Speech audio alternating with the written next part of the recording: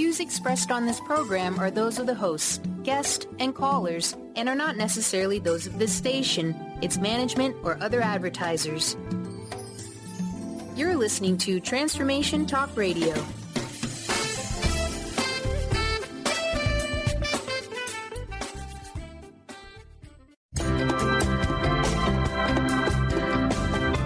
Voices of Women is a talk radio show that gives voice to the personal stories of women. It will inspire women and enlighten men to follow their dreams and create positive changes in their lives. Whether the audience listens to best-selling authors or a layperson like themselves, they'll realize there are others with similar experiences and feelings to their own. This show will give women tools they can use every day, which will empower them to step out of their boxes and create the changes they desire in their life. Kris inspires women to find their voices, speak up, and become leaders of their own life. Everyone has their gifts to share with the world, and it's time for women to work together to bring honor and respect to the feminine voice, which is within all people, men and women. Topics include personal growth, spirituality, creativity, leadership, and divine feminine. Now here's your host, Kris Steinnes. Welcome to Voices of Women. So today we're going to talk about how we can understand our unique decision-making processes and how we can overcome our fears and doubts. Are you ever paralyzed by doubt about your decisions or face uncertainty and indecision that has kept you back from realizing your dreams? Well, we have Ann Tucker here today. She's the author of Undoubtedly Awesome, Your Own Personal Roadmap from Doubt to Flow. Ann Tucker is an international speaker for the decision-making and leadership techniques she's developed and shares her unique perspective and theories with you in her remarkable self-help guide, Undoubtedly Awesome, Your Own Personal Roadmap from Doubt to Flow, and developed her methodology for understanding decision-making by soul type during her years as the co-founder of Gray Matter Partners, which is a leadership development firm based in Seattle. She also founded Wisdom Soup, a closely curated learning community designed to help its members achieve breakthrough spiritual growth and insight in order to achieve practical real-life goals. So welcome, Ann. Thank you very much. I'm happy to be here. Yeah, it's great. Well, for some minute, I always start with people telling their story. So how this came about for you to be in this role of helping people with decision-making and leadership techniques, how you developed this process to create a roadmap from doubt to flow for you, and for yourself. I mean, because I would imagine this was a learning experience that you discovered for yourself as well. Oh, absolutely. And yeah, it's actually the whole idea of understanding things through decision-making started way back when I used to be a negotiator for Microsoft. So I started out with all this training around decision-making and things like that. And then when I left and went into consulting, that was my natural access point, was looking when I was working with leaders, understanding their successes and understanding their weaknesses through the process that they were using for making decisions. So that was always my lens that I was looking through. But what I didn't anticipate and what ended up being so amazingly valuable was that as I was looking at people through this, relatively narrow focus that gave me access to huge amounts of understanding, I started to see these patterns. I'd be and when you're working and coaching with someone, you tend to, you interview them and you find out their own perspective about themselves, and then you do like a 360 interview. You talk to everybody around them, and so you get all these different perspectives on the same person. So you get a really clear picture of their strengths and their weaknesses. Then you take that same process and you do it over and over and over and over again, and patterns start to emerge. And I started to see these really clear patterns about decisions and how people were making them, and I realized it all came back to soul type, that these aren't things that we developed that we learned. It's not a habit that you developed. It's something that you're born with. You can see it in your own children the minute that they come out. So it was really eye-opening for me. And once I understood my own soul type, I understood how I made decisions. I started to look at, well, how does this really factor in terms of my life? How is it impacting me? And it's huge, actually. What it does is it makes me very aware of what my own strengths are. So what value that I specifically can bring. So where in the decision process or in the creative process are my unique natural skills going to be? And then what are the skills that I need to develop? Where are my weaknesses? And what other people, what kinds of people should I be leaning on to help me to grow in those areas? So it's really changed not only how I solve problems, but it's changed how I walk into a cocktail party, because now I'm looking at everybody figuring out their soul type. So, well, and just because I want to because it put a question in my mind, and it's not probably related to what you do, but it seems like you're talking about what we're born with. Do you ever figure in the astrological signs? Because there's, types with that. It's interesting, yeah. But you know what? They actually are not aligned, and I think it's because your astrological sign is so much about your personality. There's so much to it, and what I'm looking at with soul type is specifically how you create. And there probably is some. I actually looked to see if there was an overlap, and there wasn't a consistent trend, or you couldn't say a one-to-one correlation. There is a slight gathering where you have maybe a little bit more of one type in this soul type, but there's not enough of a correlation to say it's definitive.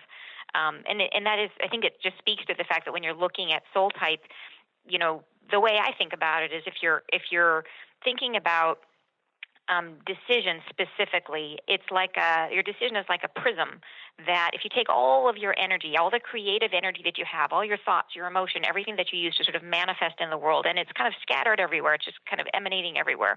And then if you make a decision, that decision acts like a prism where you throw all that energy into this prism and it focuses it like a laser beam and it puts it in one direction. And that's how we manifest, it's how we create. And so when you're looking at any problem that you come into, any problem that you find in the world, I think of every problem as like a seven-sided shape. Like every one of those seven sides has its own door, and each of us has one key into one of those doors. So our favorite way into the problem, and every problem we come up to, whether it's like picking your morning muffin, or it's which college you're going to go to when you're young, or which career you're going to choose, we're going to use that same door, that same doorway into the problem. So it really is, it's such a specific and narrow thing to look at in terms of, it's not looking at your personality, it's looking at how you create, how you manifest in the world. But it's so important because it is, if you're going to choose one thing that is going to have the biggest bang for your buck, and so in terms of what you can work on about yourself, what can have the biggest impact, decisions are it, because they're at the beginning of everything you do, and they determine everything that comes next. Yeah, that's so true. And we're going to talk a lot about this. There's many aspects. Now, one of the things in this, because when the topic is about doubt, because we doubt our decisions, and that gets us into trouble. So how does that negatively affect our life? And then also we get in that loop of anxiety because, oh my goodness, did I make the right decision, or what decision should I make? Creates anxiety. Yeah, absolutely. Yeah, and the way that doubt affects us, depending on it, honestly, it differs from person to person. And I think it's different because I think we think of doubt as being a one-size-fits-all, that our experience of doubt is the way everybody experiences doubt, but it's actually different, and it's going to affect you differently depending on your soul type, because some soul types are going to feel it much more on the front end, that they're really going to struggle with doubt as they're trying to enter into the decision, that they're going to spend a whole lot more time evaluating their options and feeling that anxiety there. Other soul types feel it more on the back end, post-decision, where they've made a commitment or they've chosen something, and then that's when that regret comes in or that dissatisfaction comes in, and they feel that anxiety at that point. So it is going to depend, and that's why understanding the soul type is so important in terms of being able to not only understand where you're susceptible to doubt, but what you can do about it. Yeah, so we're going to go into soul types later. But first, let's talk about the mental processes that we go through. So you have, in your book, you talk about the different phases in the process. So let's, if you could share that. Yeah, sure. So, and are you thinking of the different phases of a decision? Yeah. Yeah, so whenever you make a decision, you're going to be going through several different stages. And this is, if you had to sort of take what is a generic way of making decisions, and this isn't how any one person makes decisions. We all differ from this model to some degree, but all of us sort of fall into these buckets, whenever you're making a choice to some degree. And so the four stages are orientation, comparison, emergence, and reinforcement. And what you're doing in each of those four stages in the beginning, so at the beginning of a decision that you make, this is, like I said, sort of a general academic discussion of how to make decisions. Then you have this orientation where you're sort of figuring out the problem, right?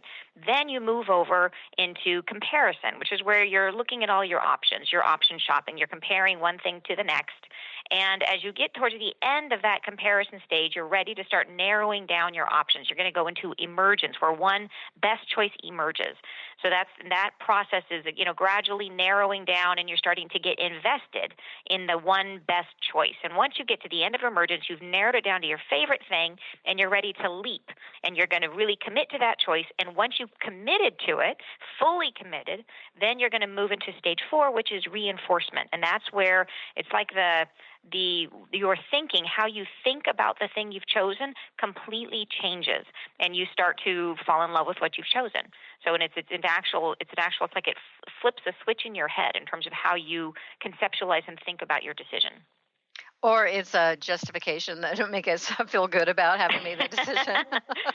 Well, it's interesting. How many times do justification, that? Or I know, but I think that's so interesting because we think of it as, I'm just justifying and making myself feel better. And yes, but that is so powerful, because here's how it works: is that before you make a decision, you have this, and it's like a thinking tool. It's a thing I call your difference engine. It's the way that we go into any decision.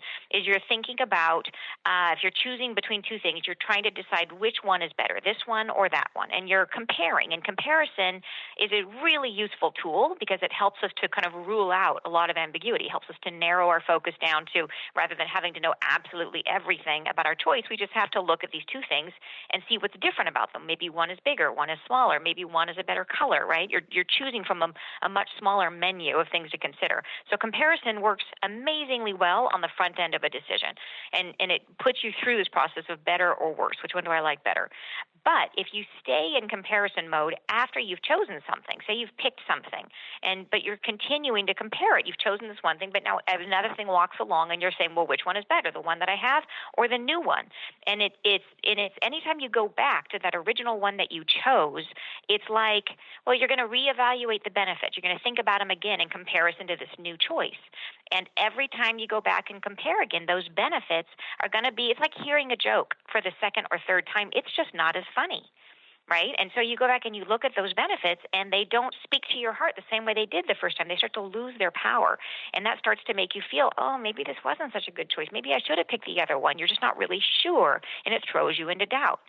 Whereas, on the other hand, when you fully commit, when you do this process that's fully committing to your decision, then all of a sudden it flips you out of that comparison mode. It flips your difference engine into a different mode. And it makes it, rather than asking you the question of which one do you like better or worse, it completely changes the question to what is better about the thing that I chose.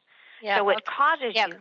And I'm going to have to interrupt because we have to take a break. So we're going to continue with this talking about commitments. So we'll come back from our break and talk more with Ann Tucker.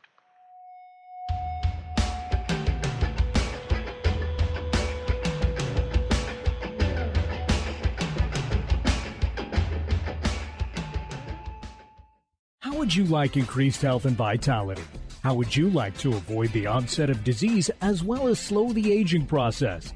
This is all possible through a simple, safe, and natural process. Every day we are either moving toward wellness or away from wellness. Hi, I'm Mary Jane Mack. I'd like to be your partner in achieving optimal health. Contact me now at maryjanemack.com or call 425-392-0659. Visit maryjanemack.com. When your body is awakened, your spirit comes alive. Dana Canetto is a transformational guide, embodiment coach, and spiritual mentor assisting women in realigning with their truth and embodying who they are by connecting to the wisdom of their body. Tune in every month on Transformation Talk Radio and the Dr. Pat Show Network for Body Divinity Radio with Dana Canetto. For more information on Dana and her services, visit danacanetto.com. That's DANACANNETO.com.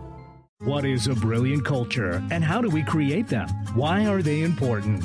Claudette Rowley has created a breakthrough 5-step process to help you align your culture with your business strategy for exceptional results. Looking for a culture that drives organizational excellence? Listen to Cultural Brilliance Radio, the second and fourth Friday of each month at 10 a.m. Pacific and 1 p.m. Eastern on Transformation Talk Radio. To learn more or work with Claudette, visit culturalbrilliance.com. Kris Steinnes is a spiritual leader and healer and teaches a course on how you can transform your life through a meditation and healing system that will manifest your spirit's dreams. She manifested the Women of Wisdom Conference, the Women of Wisdom book, and this radio show. And she can show you how to change your life too. Are you ready?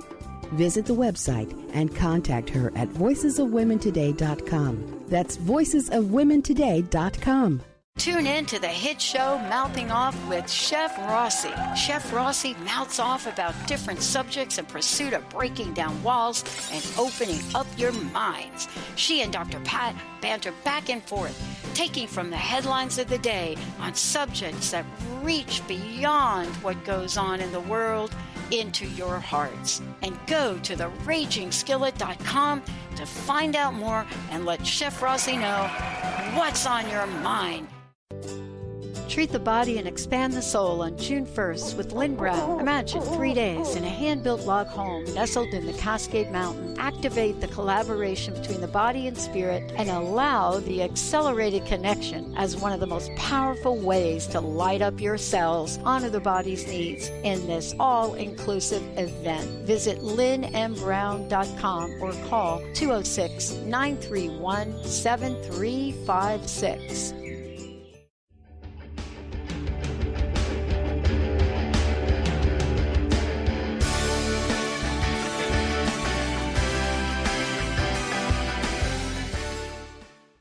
Well, welcome back to Voices of Women. I'm Kris Steinnes, and we're talking with Ann Tucker, author of Undoubtedly Awesome, Your Own Personal Roadmap from Doubt to Flow.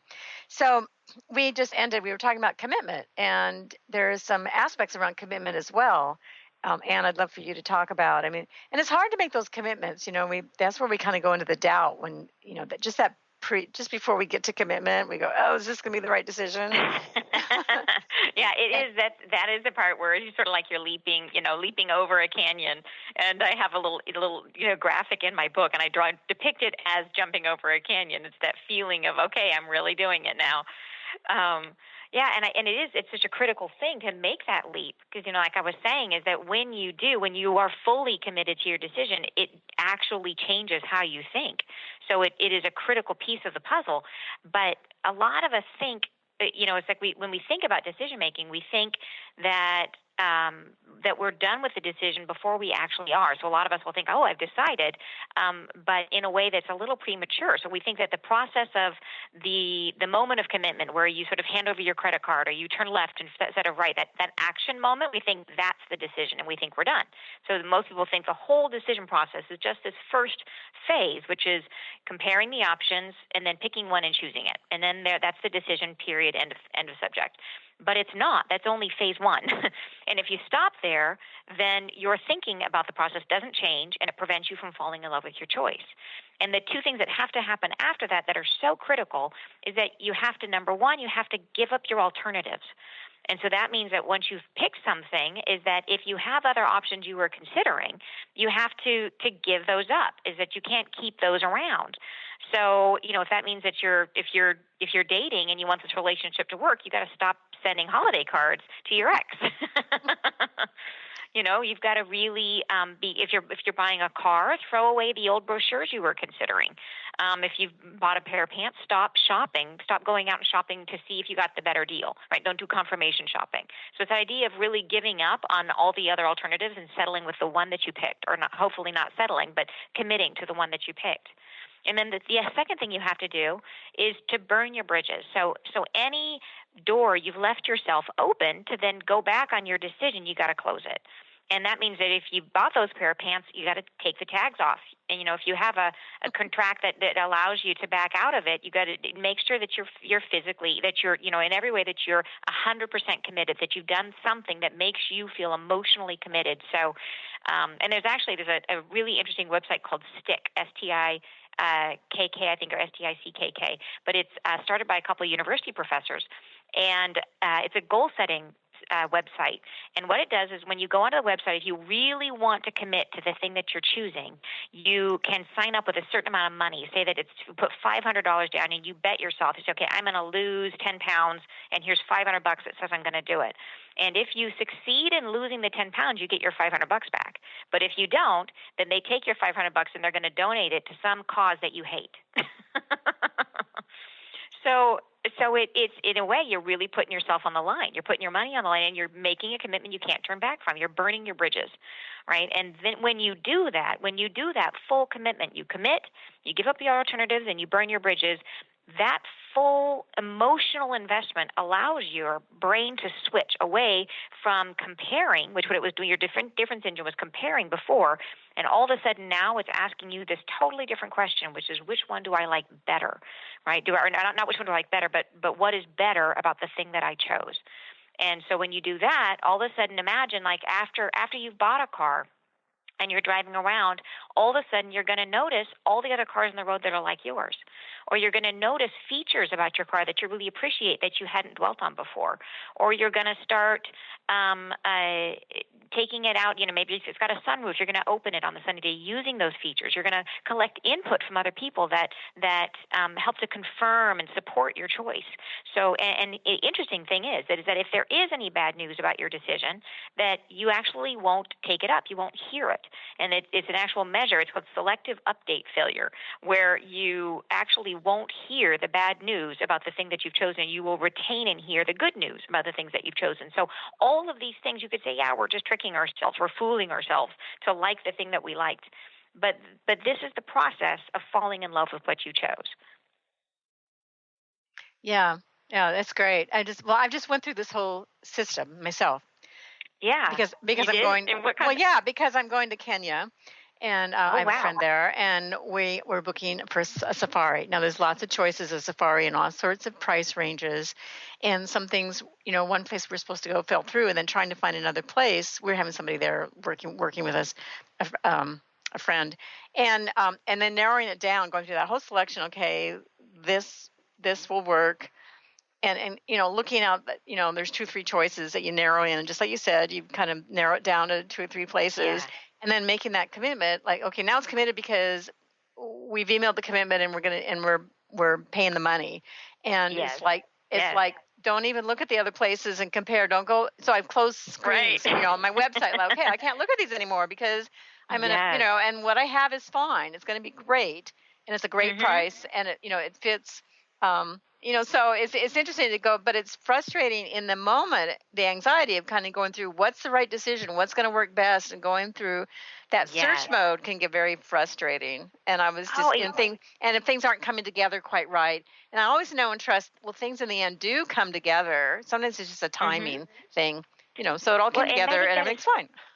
And now you're committed, and you've chosen the one that you're going to go on. You've picked, And I think what's so interesting about that is I think on the front end of the decision, we put so much pressure on ourselves, and it's not very kind to ourselves. Is that we have this idea that there's one best choice, right? That of all the trips that you could evaluate, that it was up to you to search through all the information and find that there was going to be one that was going to be better than all the others, and then the thing where we're really kind of mean to ourselves is that we assume that if we pick the wrong one, it's because we were wrong, or we weren't smart enough, or we weren't careful enough, or we didn't do enough research, right? We put all this blame on ourselves that we picked the wrong one. And the truth of the matter is that in any of those programs that you considered, every single one of them, once you'd narrowed it down, right, to your top 2 or 3, every single one of those top 2 or 3 are going to have good things about them and bad things about them. So everyone is going to have, there might be different strengths and weaknesses, but everyone is going to have negatives and everyone is going to have positives, because that's just life. And what makes the difference as to whether or not you pick the best one has a whole lot less to do with what you picked, with which of those 3 that you picked, and a whole lot more to do with the process that you used to pick them. And the reason for that is because the process that you use allows you to engage this switch flipping in your head, allows you to fall in love. If you do the full commitment, if you commit, you give up your alternatives, you burn your bridges, you switch that switch in your brain, and all of a sudden you allow yourself to fall in love. And and what happens when you love your decision? Well, all of that energy that you have, all that creative power that you have, it's all harnessed, and you've got that prism there of your chosen decision, and you're putting all of your own ability to manifest. All of your creative power is going in that one direction, the direction of the one thing that you picked, and your energy is what's making it work, right? You are the chooser, you are the power, and you're the one that's making that choice to be as successful as it could be. So what makes it successful isn't the fact that you picked the right thing, it's that you created the right thing by choosing, and by the process that you used to choose it. Yes, and now I can go further and, plan everything else and get excited about everything else. And, this major decision, because it was one of the things that was holding back from knowing what the whole trip was going to be, so I can move forward. Because before this, I couldn't move forward, and it's a nice relief. It's kind of a relief to go, okay, now I can breathe. Yeah. Okay, that's done. Right. Yeah, for sure. And that, and that's the nice thing about it is that once you've picked and you're fully committed to that choice, well, then all the secondary steps that you take in terms of planning and what will you pack and all of these preparatory steps that you take are all confirming and supporting the decision that you make and making you feel better. You get excited about it. You start anticipating.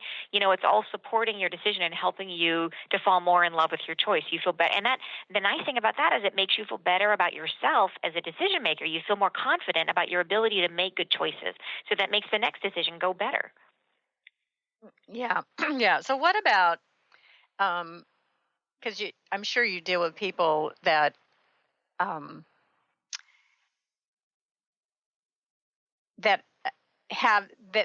they doubt the decision and they're not feeling satisfied. Oh yeah, for sure. And that, and that is, I think there's a lot of people that work themselves right up to that edge is that they'll pick something, but they don't give up their alternatives. They don't burn their bridges. And what they end up doing is they sort of stay on that edge. If you imagine, and I draw it in my book as a picture of like a ski jump, and you have sort of phase one is the beginning as you're sort of climbing onto the ski jump. And then that phase two of comparison, you're going up the steep hill up to the top of the jump. And then emergence is you're sliding down the steep ramp of the jump and you get to the end and you're supposed to jump over the canyon. That's the idea is jump to get to the other side so you can fall in love with your choice. But a lot of people, they never make that full commitment and they sort of stay on the edge there at the edge of the ski jump, kind of looking down over the cliff and looking down into the canyon. And the interesting thing is that the longer you stay there at the edge, the harder it is to make a choice because your brain starts, rather than comparing the alternative of, looking at whether or not you like the thing you chose, you start comparing the risk of jumping to commit to the safety, perceived safety of not jumping, that it feels safer not to commit. So you start backing away from your decision and looking for other alternatives and leaning out of your decision. And when you lean out, when you're in that doubt cycle, then that's what sort of doubt does to us, is it pulls us away from our choices. And it takes that energy I'm talking about, that thinking energy, that emotion energy, and you got a teeny bit going forward toward your decision, but you've got a whole lot more going in the opposite. Some going off to the left, some going off to the right. So you're not moving forward. You're taking one step forward, 3 steps back, and one to the left. Well, we're going to take and we have to take another break. So much information you're sharing, but we're going to take a break and we'll come back and talk more. We're going to talk about the soul types that Anne's program has set up.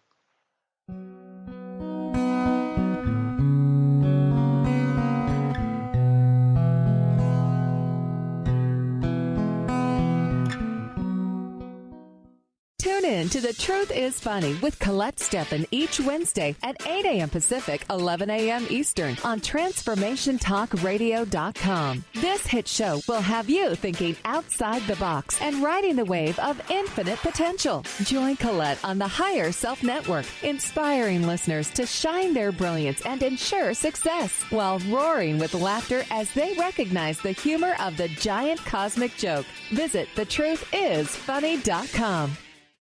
Thrive is what we experience when our mind, body, and soul operate as one. When we thrive, we excel on all levels. Thrive is the mindset that matters. It is essential to our being. Have you ever found yourself looking for the instruction manual on how to thrive? You'll find everything you need to help you feel strong, powerful, and peaceful in your own body. So don't waste any more time. Visit thrivebyjen.com today.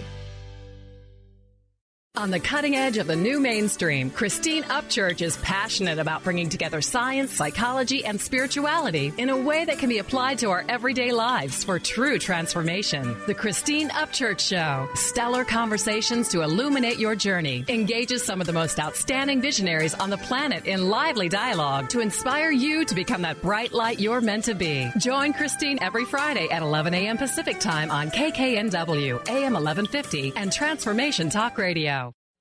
Is traditional medicine not working for you? Do you still feel as if your health isn't 100%? Here at the Holistic Medical Center, Dr. Nushin Darvish and the qualified staff look through the dimensions of wellness and start a healing plan prioritized to your needs. Our physicians assess the whole you until complete health is achieved. Get the help you need by visiting drdarvish.com or call 425-451-0404. Get ready to experience Truth Talk Radio with host Deb Acker. Tune in to Truth Talk Radio each Wednesday at 3 p.m. Pacific on TransformationTalkRadio.com to illuminate the truth in your daily life as you experience life, love, and abundance from a whole new perspective. This hit show will leave you feeling lighter and bring you into a place of infinite possibilities every day in every way. Visit TruthTalkRadioshow.com for upcoming transformative topics and guests. Are you looking for the perfect setting for your next workshop or retreat? At Spirit Fire Meditative Retreat Center, cultivating consciousness is what we do best. Our guests count on us to create an atmosphere that supports serenity and well-being. We lead from the heart and create space for the mind. Freshly prepared meals designed with local and organic ingredients, 95 acres of beautiful woods and pastures, and a facility built with green in mind. This is what you'll find at Spirit Fire. For more information, visit spiritfireretreatcenter.com.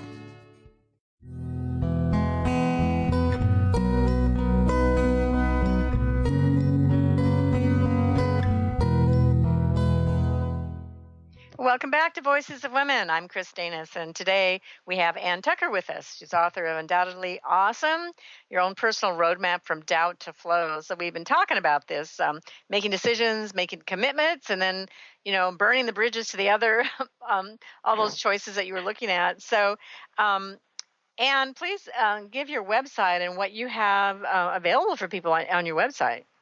Yeah, absolutely. So if you would like to know your soul type, and we're going to go into the soul types here in a little bit about what they mean, but if you would like to know your own soul type, you can go to my website for the book, which is called undoubtedlyawesome.com. It's the name of the website, undoubtedlyawesome.com, and there is a free survey on there you can take, which will tell you your soul type and give you some information about it that's actually in addition to what's in the book. It's different from what's in the book. So check that out. Even if you have the book, it's still fun to go on there and get a little bit of extra for fun.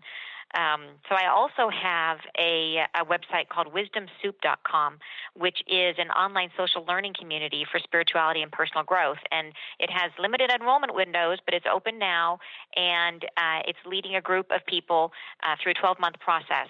I call it the 5-step process to speed up serendipity.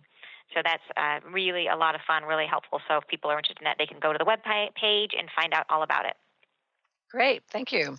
Yeah, I think I'll have to go because I've read the book, and I'll have to say, and it's probably because I'm a Libra and a number 9 on the Enneagram, is that I see myself in a lot of the soul. I can't narrow it to one because I see myself and in different situations. Yes. I see myself in this one and that one and that one. So maybe I'll take the test on the website because maybe it'll help narrow it down. So let's talk about these 7 decision-making soul types. Well, if you like, we can do, if you went through it and had difficulty on your own, I can help you figure out your soul type now if you're willing to do that. Well, maybe in a little bit. Let's just talk about the concept. Sure. Right, on the air. Everybody will know your deep secrets. Yeah. So, it can be as you're looking at it. The reason why it's probably hard for you, if you're looking at it specifically, is because while each of us is born from birth, we come out with one native soul type. It's your natural soul type. And this is the way that when you come to a problem, this is going to be your favorite toolkit. This is going to be your favorite way of handling it. But as you go through life and as you become more flexible, say that you're put in a job where you're having to do things that are not necessarily natural to you, and you learn new skills. So you may, in your lifetime, there may be 1 or 2 other soul types that you develop those skills, and you learn how to do some of the strengths that they have. You learn how to emulate those and to bring those into your own experience. But at the end of the day, everybody has one soul type that is their natural gift, and this is the thing that they're going to be best at. And there are 7 different types. And the way I like to think about them is that it's like a sequence. And if you go through the process of solving a problem, and remember I said before that a problem is like a 7-sided shape, and that there's 7 doors, and each of us has one of those doors. Well, if you decided if this was actually linear and you're working your way through a problem, it is sort of step by step. As each of us, our favorite way into the problem is in a different portion of the problem. And that's why it's so magic when we work on things in groups, right? Everybody's bringing a different element of problem solving, and it's all cooperative, all of it. We all help each other when we work together. So would you like me to describe the different 7 types? Yes, great. Okay, so the first one is their specific area where they are strongest is in figuring out solutions, and they're called the optimizing soul type. And the optimizer, what they can do is they are the true innovators. They tend to have a very nonlinear way of thinking. Rather than going A, B, C, D, they go A, F, G, 1. And they tend to think of things that are completely outside the box. They combine existing things in totally new ways and come up with things that are, it's hard to even understand how they got from there to there, right? And the way that they come at the idea, they have this problem, and they have this moment of inspiration where they have this strong visual. It's like they project themselves into the future, and they see their idea, and they're living in that future space as if it already exists. So they're really great at bringing new ideas and new solutions into the world. So that's their particular gift. And then there's a sort of a complementary soul type called the learning soul type. And they're also good at figuring out solutions, but they do it from an opposite perspective. They do it using logic and analysis. So these are your deep thinkers. And they really, the learning soul types, they love mastery. They love developing expertise. And they love things that require practice and dedication, things that are really where they can go deep on a subject. And the particular gift that they bring is to remain as open-minded as they can longer than any other soul type, because they do love that exploration, and they don't tend to fall in love with their ideas too easily. They tend to be able to keep that objectivity so that when they make a decision, it's usually a really good one. So these are your very excellent thinkers as your learning soul types. And then the next 2 soul types are focused on the next part of the problem. So wherever you've got your solution, now you need a plan. And that's where your efficient soul comes in. Your efficient soul comes in to help you with your planning. And these are very, very strategic souls. They are the ones that are able to stay at the 30,000-foot level and look down at the problem and see the whole thing like a chessboard. And they're able to see all the different resources that are available to them and to understand, what things they need to do in order to get from A to Z as quickly as possible, right? And they are not opposed to giving up their queen in order to win the game, right? So they understand the strategy, and they keep that detachment, and they're able to essentially be as efficient as possible, particularly in planning an approach, planning the use of resources and how to accomplish something. They're extremely good at that. And then the complement is also good at figuring out the plan is your coaching souls, but they do it from a different perspective. Rather than thinking about physical resources, they're thinking about people resources. They're focused on people. And your coaching souls, they are particularly good at when they look at someone, they have this sort of amazing. This is intuitive. As they look at people, and they tend to look at a person and see what is absolutely best about them. They see them as their best self, and even if this person might not be bringing that aspect of themselves out into the world, when they meet a coaching soul, the coaching soul sees this in them and sees it as if it's already happening, as if they're already living up to this best version of themselves. So when you talk to a coaching soul, what's reflected back to you is your best self, and it inspires you to live up to how they see you. So they're amazing people developers, people managers. So they're really able to see that in people. And then the next soul type is focused on the next stage of problem solving. So right now you've got your solution, you've got a plan. Now you need to get everybody aligned around that plan, and that's where your expressive souls come in. And your expressive souls have a really direct connection with their emotions, and that speed that the emotions give them, and the power of emotions, the way that it can tap into how people feel, allows them to be more influential and more persuasive than any other soul type. So they're going to be able to find a point of view on a subject quicker than anybody else, and they're going to be able to state it in a way that appeals to you more strongly. It's almost like they can put words to feelings that you have that you weren't able to express before, so they can speak for us. And they're amazing at getting people aligned around a cause or around a purpose, or to help you make sense of the sacrifices that you're making or the work that you're doing in life. They provide that story for us that can bind us all together and create a shared experience. And then after that, we need someone. Now we've got our solution, we've got a plan, everybody's aligned around it. Now we need to get moving, and that's where your experimenting soul comes in. An experimenting soul, they are all about creating momentum. They're extremely action-focused, and their decision process supports this. So they tend to look at the problem, they'll look at all the data, and they'll be able to intuitively know what are the 2 or 3 things here that really matter, that are the important things that are going to make all the difference. They seize those, they come up with a plan of what's probably going to work, and then they immediately put into action and start testing it. And they're constantly testing it. And as they're moving in this direction, they get moving immediately. They're constantly scanning the horizon to say, okay, is this plan still working? But they've always got plan B in their pockets. They're always looking left and right. Is there something better? Is there something I didn't consider? Or should I be moving on to plan B? So they're able, because they don't spend a whole lot of time in that comparison and evaluation period, they move right into action. So they have this amazing ability to generate a ton of momentum. They go from 0 to 60 like that, and they can take a whole company with them. So they're amazing powerhouses of energy. And the last soul type is what I call the collaborative soul, and they're also focused on getting us moving, but they're focused on the collective. They're focused on bringing everybody along. So we've got this whole plan, we've got a solution, everybody's rallied around it, but how do we bring everybody into the solution? How do we get everybody collected and bought into this and coming along with us? So your collaborative souls are really, really great about finding those common elements and bringing people in and making sure that everyone's participated, and they're going to be naturally seeking out solutions that raise all boats in a rising tide. So they're really focused on things that are best for the collective.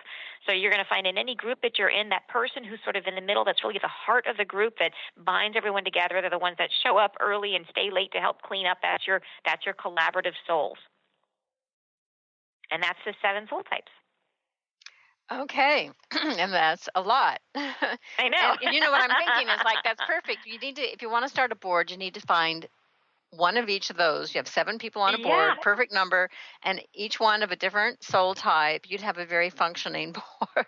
It's so funny because, I have been an executive coach for years, and you look at this, and theoretically, the perfect team would have one of every soul type, at least one, right, of every soul type. Mm-hmm. And then you'd have a totally balanced board or a totally balanced team, and you would be able to all work together beautifully and create something amazing. And I do think when we come together as a group, you have this feeling. It's sort of like, if you imagine, way back when, before there was anything, and this is just a, hypothetical story, but imagine source energy or God or universe, however you like to describe it, floating around before there was anything.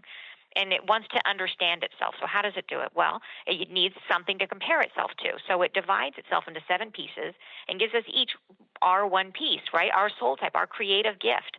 And so then when we all come back together again and we're working together as a group, it's like we're recreating source energy. It's like we're bringing it all back together again and becoming, in a sense, closer to that original oneness. And I think that's why it feels so great. Yeah, that's a fascinating way to look at it. And there's a lot of talk about unifying in our consciousness and all that. Well, we have to take another break. So stay tuned. We'll come back and talk more with Ann Tucker.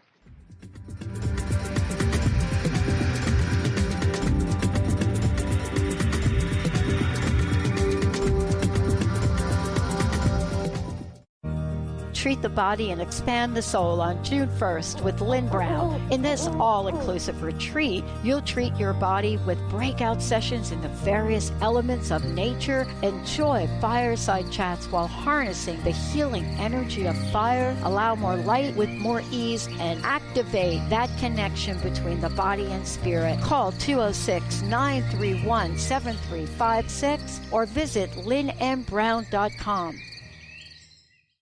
Brand consultant Jen Morgan is here with Radically Distinct Radio to help you take control of your future and maximize your brand's power to produce results. Whether you're an individual trying to reinvent yourself and launch a new venture, or you're an executive trying to reposition your company to modernize your sales and marketing programs, Jen Morgan and the RAD Method empower you to play to your strengths and show up in the world as your most powerful brand. To learn more, go to jenmorgan.com, that's Jen with 2 N's, Morgan.com, or call 206-972-5366. Discover the healing medicine from the giant monkey tree frog Cambo. Cambo practitioner Ginny Rutherford and professional psychic Todd Rolson have come together for lively discussions of alternative healing medicines from the Amazon. Ginny and Todd bring you Cambo Talk Radio. Tune in each Monday at 1 p.m. Pacific to hear from guests all over the world with real life stories and the medicinal benefits of Cambo. For more information, visit cambokiss.com. Calling all moms, it's time to awaken your vibrant, intuitive, loving self in every area of your life. Join host Debbie Pokornik as she shares thoughts, stories, and tools to help you stand in your power. Listen to Vibrant, Powerful Moms helping everyday women create extraordinary lives. Mondays at 2:30 Pacific, 5:30 Eastern. For more information about Debbie, visit empoweringenergy.com. That's empowering with letters NRG.com. Tune in to The Jen Royster Show, intuitive guidance to inspire your life, each Thursday at 8 a.m. Pacific and 11 a.m. Eastern on TransformationTalkRadio.com. This amazing show is an inspirational hour that will take you on an epic metaphysical journey to discover the spiritual approach to life's greatest challenges. Dr. Jen is an internationally known intuitive counselor, spiritual teacher, and energy healer. Call in for intuitive readings and visit JenRoyster.com for more information. Wow. Hey, everyone. Welcome. Welcome to the Dr. Pat Show. This is Talk Radio to Thrive By. I'm telling you, I got to pinch myself some days because when each of us gets called to do something that we so not thought was in our wheelhouse to do for a purpose that's so much greater than us, we get to show up and shine. If you would like to show up and shine on the Dr. Pat Show as a co-host or sponsor, send us an email to inspire@thedrpatshow.com.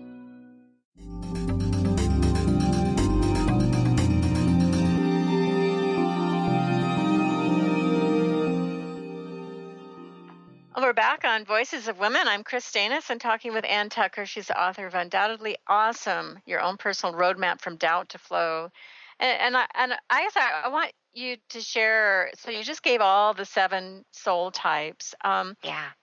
I wonder if you could share an example of someone you coached who helped them work through their decision-making processes, their doubts, identify their soul type. How did they change their way of making decisions, and how did it change their life? Oh, yeah, absolutely. Yeah, for sure. And yeah, okay, there's and it's amazing the different ways in which understanding this information can impact you, not only in your personal life, with your family, your children, but in your work. Because frequently, and in work, the reason it's so impactful is because the thing that we tend to do a lot of at work is making decisions. That's where we're creating, is at work.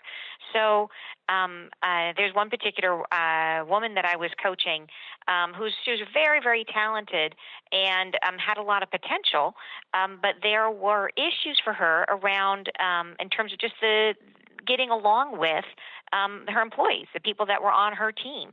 And she had inherited this team, and her particular soul type is what I call the efficient soul. And she is, efficient souls are fantastic at setting out the plan, of figuring out what to do. And then, and their plan, when they come up with it, they're going to see it very insightfully. They're going to have this incredibly strategic view of it. And that's what she did. She was essentially setting out the product direction for the company for the next several years. And she was incredibly good at it, right? This woman had amazing insight in terms of where the industry was going, these long-term strategic view of how things were going to unfold. So in terms of planning out the product, you could not have picked a better person. The difficulty was that she would come up with these amazing plans, and she wasn't communicating her thinking, right? She wasn't focused on the people that were working for her, because that's not natural to the efficient soul type. They tend to do all the thinking in their head, and then they tend to be more directive about, okay, this is what you need to do. Everybody go do this. But she doesn't share the why. She doesn't share the bigger picture that's in her mind. So there was this discord on her team of people feeling like she wasn't communicating, people feeling like they didn't understand, people weren't buying in to the whole process. So what we did is not only talking her through this experience of, okay, this is what's happening and this is why, and your plans are amazing, but you do actually have to get people to follow you. This is really important. So we brought in a collaborative soul on her team who happened to be, it was the person who was at the right leadership level, who was able to step into this role. So, okay, this person's job is to bring everybody along. And so you're going to come up with a plan, and then I want you to work with this collaborative soul who's going to help you to get buy-in into your plan and to make sure that everybody who has a stake in this has thought through the issues, that you've effectively communicated and over-communicated your thinking. And so they became just the absolute dynamic duo, the two of them together. So it was a fantastic partnership. And there was places where they had conflict for sure because their priorities were so different. And my efficient soul, she would be a little impatient sometimes with the process. But between the two of them, they ended up being able to really bring. So she had the fantastic vision, and the collaborative soul, he was particularly good about making sure that everyone felt inclusive, and they got fantastic. She ended up, her scores as a leader when they did the leadership review were just off the charts.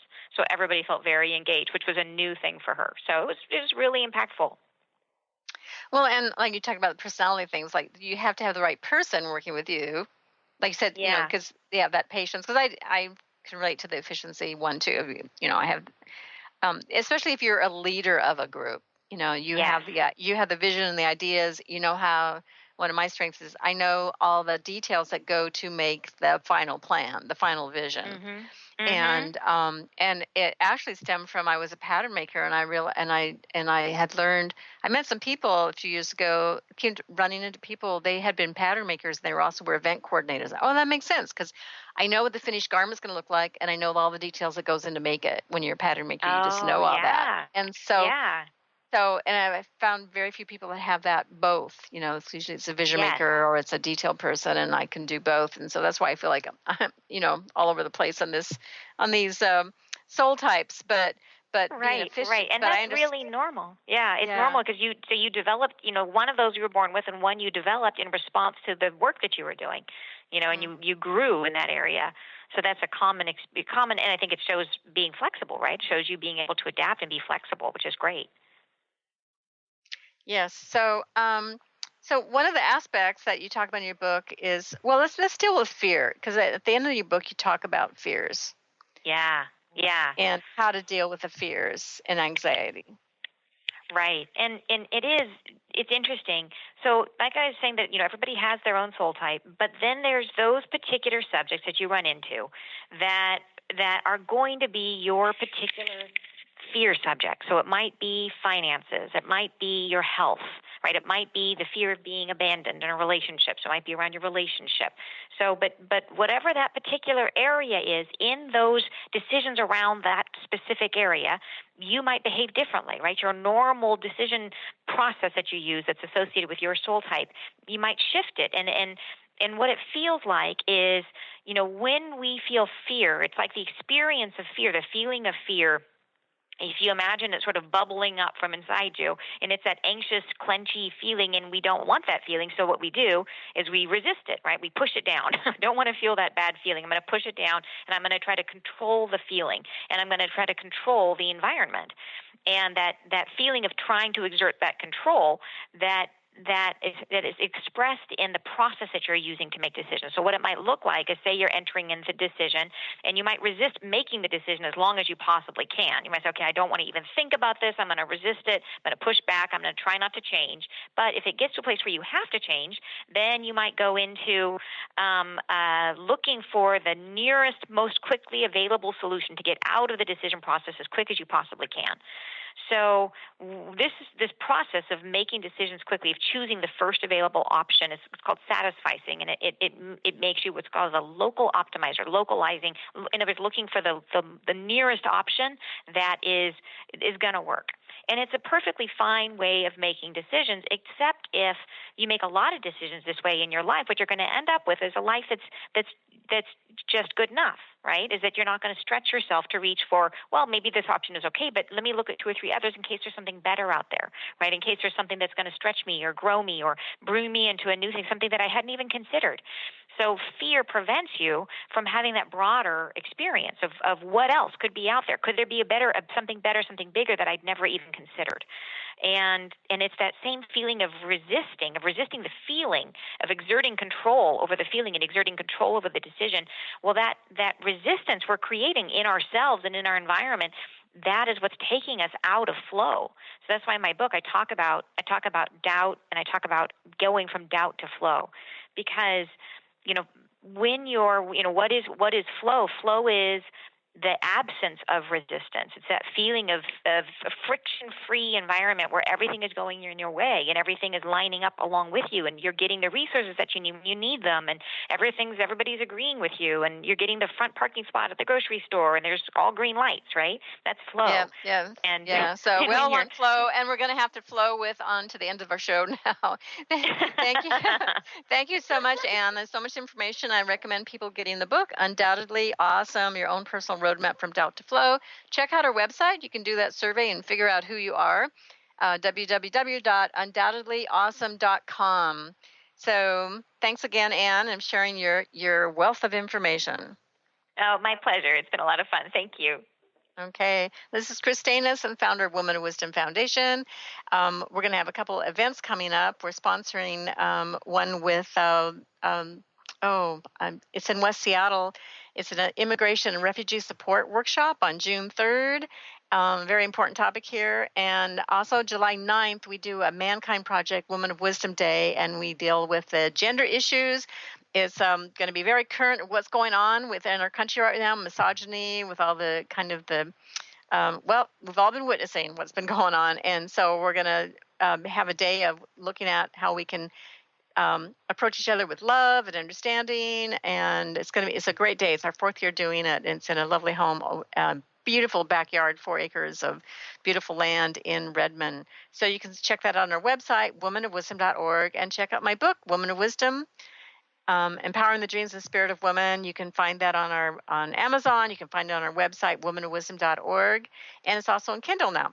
So, okay, we have to go now. I hope everybody has a great Memorial Day weekend. It's a beautiful sunny weekend in Seattle. Yay. And everybody be safe. Drive safe. You've been listening to Voices of Women with Kris Steinnes. Tune in each Friday at 1 p.m. Pacific Time, 4 p.m. Eastern Time for Voices of Women Today, radio with Kris Steinnes.